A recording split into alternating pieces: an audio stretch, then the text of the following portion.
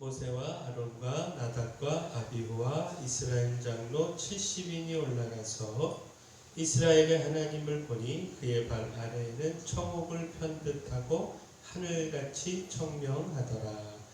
하나님이 이스라엘 자손들의 존귀한 자들에게 손을 대지 아니하셨고 그들은 하나님을 뵙고 먹고 마셨더라. 여호와께서 모세에게 이르시되 너는 산에 올라 내게로 와서 거기 있으라. 내가 그들을 가르치도록 내가 율법과 계명을 친히 기록한 돌판을 내게 주리라. 모세가 그의 부하 여호수아와 함께 일어나 모세가 하나님의 산으로 올라가며 장로들에게 이르되 너희는 여기서 우리가 너희에게로 돌아오기까지 기다리라. 아론과 훌이 너희와 함께하리니 무릇 일이 있는 자는 그들에게로 나아갈지니라 하고. 아멘.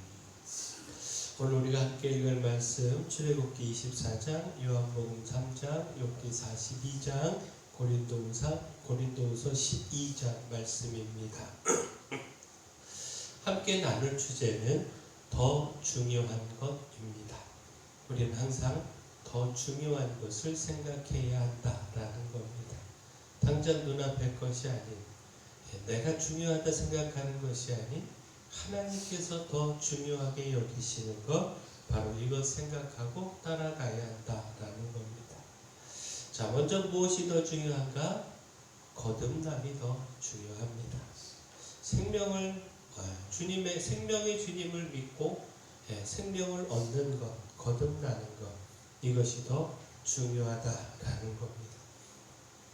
요한복음 3장은요, 밤중에 예수님을 찾아온 니고데모와 예수님과의 대화를 기록하고 있습니다.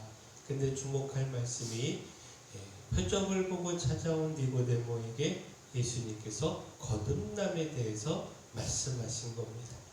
요한복음 3장 1절에서 3절까지 말씀 보면, 그런데 바리새인 중에 니고데모라는 사람이 있으니 유대인의 지도자라. 그가 밤에 예수께 와서 이르되 라삐여, 우리가 당신은 하나님께로부터 오신 선생인 줄 아나이다.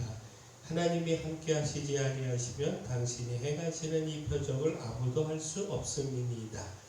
예수께서 대답하여 이르시되 진실로 진실로 내게 이르노니 사람이 거듭나지 아니하면 하나님의 나라를 볼 수 없느니라.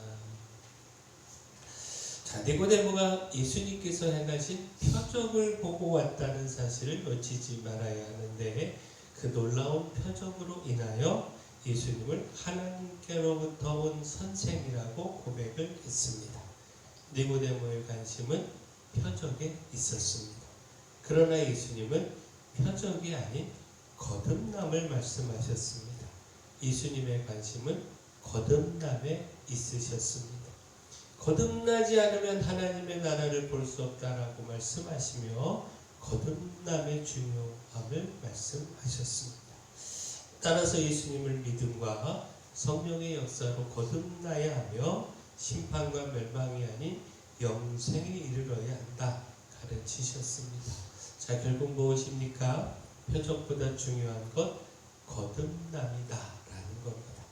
예수님께서 사람들이 놀라워하는 그 표적을 나타내신 것은 그 표적을 통하여 생명이신 예수님을 믿게 함에 있고, 그 믿음으로 거듭나 생명에 이르게 함에 있다라는 겁니다. 그런데 거듭남과 생명에는 무관심하고 표적에만 집중한다면 어리석은 일 이룰 수밖에 없는 것이죠. 표적보다 거듭남이, 곧 예수님을 믿고 영생에 이르는 것이 더 중요합니다. 우리 이것 놓치지 않기를 소원합니다. 자, 또한 무엇이 더 중요한가? 하나님을 경험함이 더 중요합니다. 용서함의 은혜를 받고 더 크신 주님을 체험하고 아는 것, 이것이 더 중요하다라는 겁니다. 자, 욥기 42장은요, 욥의 회개와 이후 하나님께서 주신 축복을 기록하고 있습니다. 곧 폭풍같이 쏟아지는 하나님의 질문에 아무 대답을 할 수 없었던 욥은 하나님께 회개했습니다. 하나님의 질문 속에서 욥은 그 큰 지혜와 능력으로 세상을 주관하시며 다스리시는 하나님을 깨달았고, 또 자신의 그 연약한 지혜와 능력으로 하나님을 판단하고 원망했던 것이 얼마나 어리석고 부끄러운 일이었는지를 깨닫고 회개했습니다. 하나님을 경험하고 나니 자신의 어리석음과 죄에 대해서 바로 볼 수 있었던 것이고 또 이를 통해 진심으로 회개하게 된 것입니다. 욥기 42장 5절 6절 말씀 보면 내가 주께 대하여 귀로 듣기만 하였사오나 이제는 눈으로 주를 배움나이다. 그러므로 내가 스스로 거두어드리고 티끌과 재 가운데서 회개하나이다.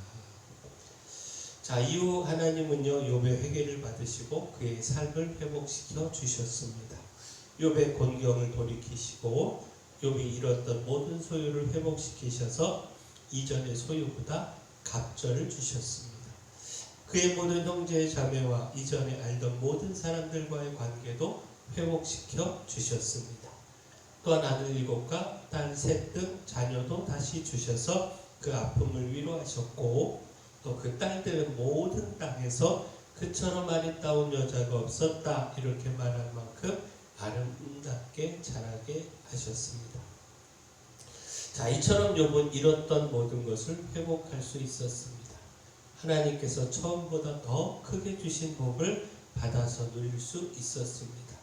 이 모든 일이 욥에게 기쁘고 중요한 일이었습니다. 그러나 욥에게 더 중요한 것, 욥의 진실된 회개에 하나님께서 용서해 주신 것 아니겠습니까? 하나님의 용서의 은혜가 없었다면 앞서 말한 회복의 축복은 있을 수 없었다라는 겁니다. 그리고 또한 무엇보다 욥에게 크게 기쁘고 중요했던 것은 막연히 귀로만 듣던 하나님을 확연히 체험하고 경험한 것이었다라는 겁니다.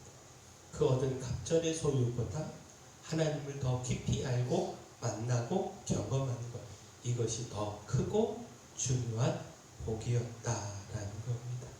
자, 따라서 또한 더 중요한 것, 하나님과 교제하는 겁니다.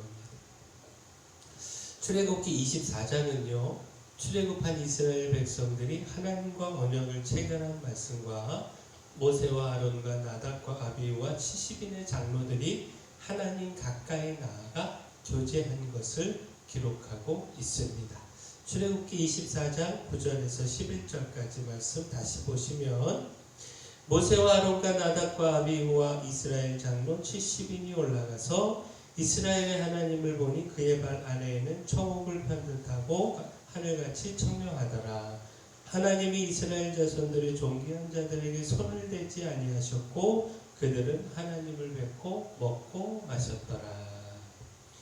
자, 모세가 전해준 하나님의 모든 말씀과 율례를 모든 백성들이 준행할 것을 약속하고 언약의 피를 제단과 백성에게 뿌려 하나님과 백성 사이의 언약을 확증한 이후 모세와 아론과 나답과 아비후 그리고 이스라엘 장로 70인이 여호와 하나님께 올라와서 하나님을 뵙고 교제했습니다. 그런데 기억할 것이 하나님 앞에 서 있음에도 불구하고 죽지 않고 하나님과 식탁 교제까지 나누었다라는 겁니다.